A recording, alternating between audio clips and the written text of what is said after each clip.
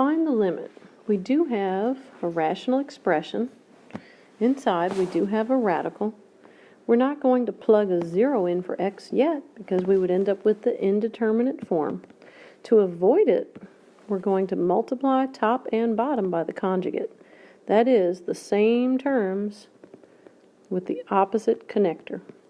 If we do that to the top, let's do it to the bottom.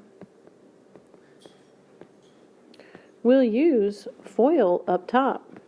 We're going to leave the bottom in factored form and hope for something to cancel later.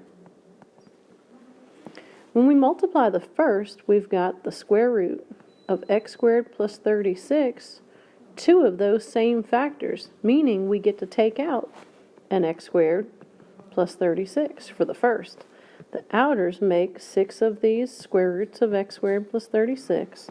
The inners, negative 6 square roots of x squared plus 36. And the last, negative 36. That's our numerator. The denominator, well, let's just leave it for now. Time to clean it up. We get to cancel those outers and inners. We get to cancel these 36's. Let's see what we still have.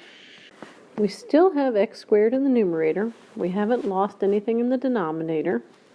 We can cancel a common factor of x between top and bottom. After we do, we've got the limit as x approaches 0 of a single x on top of the square root of x squared plus 36 plus 6. I have no more canceling to do. I'm ready to go ahead and plug in that 0. When I do, I've got 0 divided by the square root of 0 squared plus 36 and a 6 in the denominator.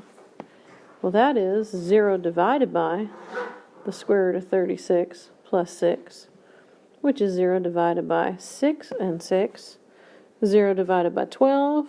In the end, that limit is 0. That's a wrap.